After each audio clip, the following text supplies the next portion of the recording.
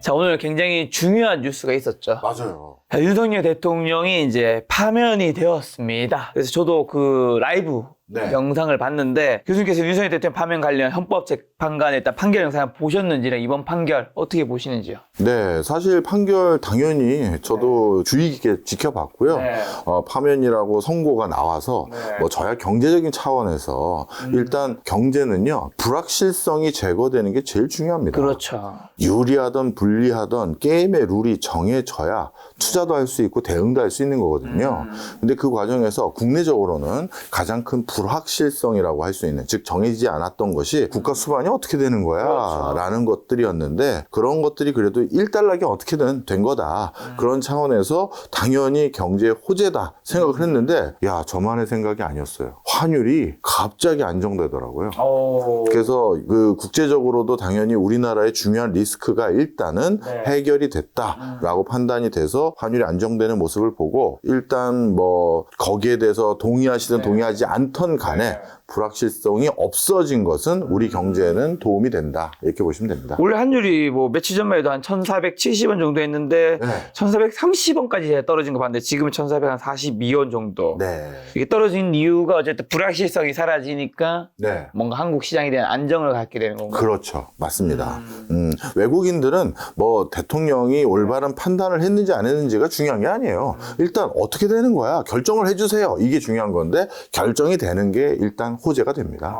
그럼 앞으로 환율도 조금 요 가격대에서 아래로 안정화될 확률이 높아지는 건가요? 예, 한국은행 이창용 총재께서 이렇게 표현을 하셨습니다. 국내적인 정치적 리스크가, 불확실성이 환율에는 30원 정도 반영된 것 같다라고 했는데, 그러면 이 30원만 낮아져도 1,450원대 넘었던 것이 1,450원 언더로 내려올 것이고요. 게다가 최근에는 트럼프발 관세 악재들이 많아서 불확실성이 높아지다 보니까 다시 환율을 좀 올려놨는데, 그런 것까지도 어느 정도 게임의 룰이 불리하든 뭐 하든 간에 결정이 되면 조금 더 안정이 될 수 있습니다. 자, 어쨌든 파면은 이제 결정되었기 때문에 사실 이거는 번복할 수 없는 거잖아요. 네. 어쨌든 이런 역사적인 순간의 것들을 제가 한번 되짚어 보려고 하는데, 헌법재판관 8명이 윤석열 대통령에 대한 탄핵소추안을 전원일치로 인용했는데, 반대 의견이 없는 전원일치는 또 쉽지 않은 거 아닌가? 한 2명, 우리 많은 분들이 또 한 2명이나 뭐 3명 정도는 반대할 수도 있지 않는가, 뭐 이런 얘기도 나왔었습니다. 네, 뭐 저는 뭐 법조인은 아니지만 뭐 아마 헌법재판관님들로 뭐 예전에 소수 의견 편하게 내는 시스템이 있고, 그 다음에 뭐 다른 의견이 있다 하더라도 거기에 대해서 다 코멘트를 내서 발표하는 게 그동안의 관례 아니었겠습니까? 근데 이번에는 그분들은 그냥 다들 전원일치가 적합하다고 판단하신 것 같고요. 물론 이번에 그럼 왜 이렇게 길어졌느냐에 대해서 뭐 여러 가지 옥신각신이 있는데요. 저도 친척분들 중에서 법조인들이 있습니다. 근데 그분들에게 얘기를 들어봤더니, 일단 우리가 어떤 의견을 내기 전에 팩트 체크는 해야 되잖아요. 이거는 우리가 다 이런 거라고 이해하고 결정할까요? 이런 논의들이 있어야 되는데, 그게 이번에는 안건이 너무 많았어요. 그래서 그것들에 대해서, 자, 그럼 이거는 이런 걸로 우리가 사실로, 이렇게 사실로 인정하고 판단들 하고 의견 내시고요 하는 그 과정이 지루했을 수 있다, 이렇게 얘기해서, 저는 그냥 이번에 워낙 이슈들이 많아서 그런 거 체크하시는데 시간이 걸린 게 아닐까 싶은데요. 일부러 뭐 당신도 혼자 소수 의견 내지 마시고 찬성하십시오,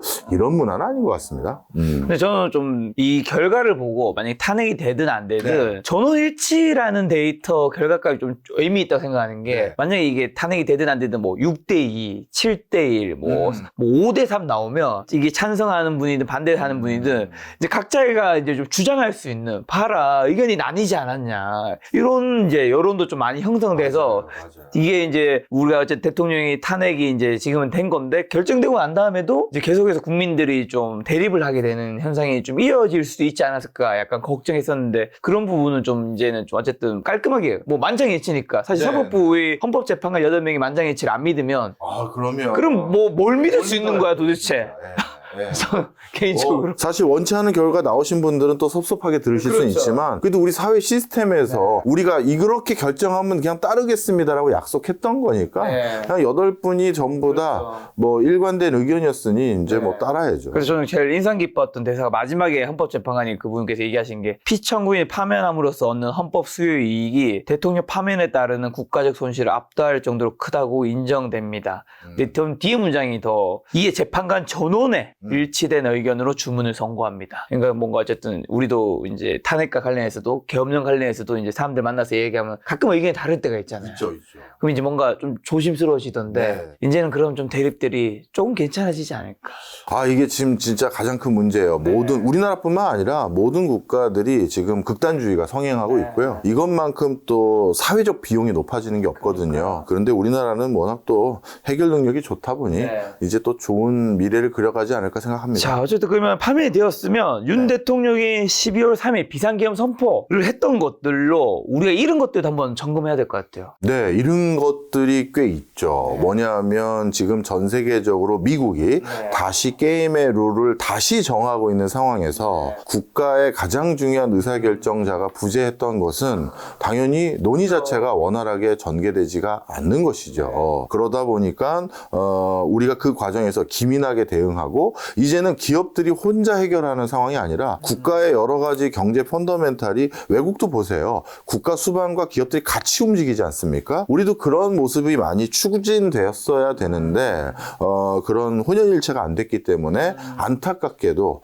기업인들이 자구적인 노력을 했죠. 막 플로리다 그 뭐라 할까요? 트럼프 대통령 당선자 시절에 신세계 그룹에 정영진 네, 직접 가고 회장이. 혼자 가고 그다음에 한화 같은 경우는 별도의 그 뭐랄까요? 로비스트들을 고용해서 그 대응할 수 있는 전략을 따로 짜고 그다음에 정의선 부회장도 기다리다가 안 되겠다. 정부를 기다리기보다는 이 그 상호관세 나오기 전에 우린 재수출이라도 한번 취해보자 해서 31조 투자를 발표한다든가 이런 것들이 좀 보기엔 저는 안타까웠어요. 아, 기업들이 조금 우리 정부의 도움도 받으면 좋았을 텐데 하는 아쉬움은 있었지만 뭐 이제 또 잘 해결되겠죠. 자, 그러면 이제 윤 대통령 파면 후 대선 일정 앞으로 좀 어떻게 되나요? 예, 제가 알기로 무조건 60일 뒤에 대선을 치러야 되는데 정확한 일자는 이제 나오겠죠. 대충 60일 즈음이니까요. 그리고 이렇게 대선이 치러지면 인수위라는 기간이 거쳐지지 않습니다. 그러니까 60일 뒤에 누가 당선이 되면 그 다음 날부터 바로 그냥 하는 거예요. 그러다 보니까 뭐 예전에는 뭐 인수위에 누가 들어갔느니 거기에서 어떤 정책이 논의됐느니가 중요했었는데 이젠 그렇지 않습니다. 당선된 다음 날 바로 그냥 청와대 들어가서 그 내각 꾸려가지고 바로 해야 되는 상황이 돼서요. 그래서 어떻게 보면 이게 사실은 오늘은 또 김작가 TV니까 투자 관점에서 설명을 드리면 코스닥에 투자하시는 분들에게는 무조건 조기 대선으로 들어가고 이런 그 정치적 리스크가 있는 게 다 악재예요. 왜냐하면 코스닥은 코스피와 달리 중소 중견 기업들이 많이 상장돼 있지 않습니까? 근데 이들 기업들은 정책적 뒷받침이 굉장히 중요한 호재예요. 그런데 정상적인 대선을 하게 되면 1년 동안이 대선 기간이잖아요. 그러면 양쪽에서 호재를 막 엄청 쏟아내요. 1년 동안 어느 지역에서 뭐 개발하겠다 아니면 우린 2차 전지에 대한 특구를 조성하겠다 뭐 하면서 합니다. 그러면 그게 주가에 슬슬 반영도 되고 어떤 산업의 테마주 또는 뭐 주도주 이런 이슈가 생겨요. 그러면서 자금들이 다시 거기에 몰리게 되고 그 회사들이 주목받아서 코스닥은 들썩일 수 있는데 60일 만에 선거가 치러지면 일단 그게 축약되는 거죠. 생략되고 원래 1년이면 뭐 저쪽 정당에서 얼마 주기로 했다고? 그럼 우리는 묻고 더블로 가! 하면서 막 이런 것들이 호재가 되는 건데 그게 싹 사라지는 거예요. 그러다 보니 코스닥은 어차피 탄핵의 시기열이 들어가는 순간 호재성이 많이 희석돼 버리는 게 있고요. 코스피는 우리나라를 대표하는 회사다 보니 내수보다는 수출로 성적표가 좌우되는 경우가 많지 않습니까? 그래서 코스피는 오히려 트럼프발 악재에 대해서 영향을 더 많이 받는 것이고 코스닥은 국내 이슈가 더 큰 건데 그런 차원에서 결국 60일 조기 대선 이거는 코스닥에선 기대할 수 있는 호재가 많이 줄어들었다 이렇게 말씀드릴 수 있습니다. 그럼 윤석열 대통령 파면이 한국 경제에 미치는 영향은 긍정과 부정으로 나눴을 때 좀 어떤 게 또 있어요? 불확실성 제거라는 게 긍정. 네. 그 다음에 그다음에 부정은 외국인들은 어떻게 보면 한국이란 나라에 약간 갸우뚱이 있을 수 있지 않을까요? 야, 뭐 저 나라는 또 대통령이 또 이전에 파면이야? 박근혜 대통령 때도 그랬으니까. 그리고 그 전에도 뭐 탄핵을 또 올렸다가 그때 기각되긴 했지만 야, 저 나라는 아직 정치적인 안정감은 좀 떨어지는 거 아니야? 이런 인식은 분명히 있을 수 있어요. 따라서 이런 것들이 가지고 있는 뭐 축적된 뭐 윤석열 대통령 자체가 아니라 뭐 이런 축적된 여러 가지 것들이 우리 경제에 대한 펀더멘탈에 의구심을 보이게 만드는 건 분명한 사실이죠. 이렇게 생각하셔야 됩니다. 아니 교수님 이게 선진화된 민주주의의 숙성된 모습을 보여준 거 아닙니까?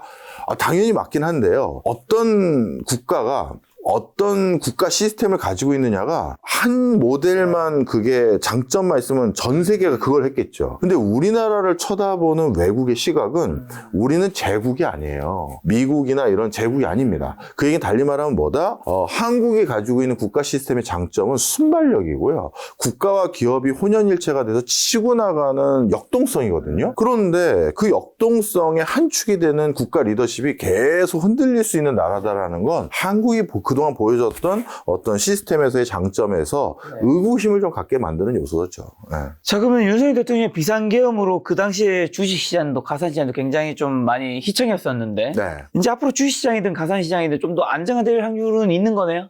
당연히 있죠. 네, 당연히 있고요. 뭐 지금 분위기상 저도 정치는 잘 모릅니다만 일단 국민들 중에서 이런 생각 가지신 분이 많을 거 아니에요. 이번에는 저쪽 정장이 잘못한 거가 확인이 됐네요. 그러면 당신들은 이번에는 나름대로 혼을 아시고 다른 쪽을 이번에는 지지해야지. 그렇죠. 이런 분위기가 있을 수 있잖아요. 그러면 약간 원사이드하게 끝날 수 있는 선거판이 된다면 그쪽에 어떻게 보면 새로운 후보자, 아직은 뭐 누군지는 모르겠지만 이재명 후보가 될 가능성이 높죠. 그렇죠. 그러면 그분이 추진하는 경제관, 또 그분이 추진하려는 그동안의 어떤 정책 기조들, 이것들을 바탕으로 빠르게 시장의 작은 포트폴리오가 재편될 수가 있어요. 왜냐면 이건 누가 될 것 같다가 어느 정도 확정적이라고 생각하는 사람들은. 그러면 바로 호재의 테마와 어떤 분위기가 조성될 수 있는데 벌써 오늘 저 녹화하는 오늘 기준으로 헌재가 오늘 발표하고 나서 흔히 말해서 이재명 테마주가 벌써 급증을 했어요. 이 테마주는 저는 좀 이해가 안 가는 걸.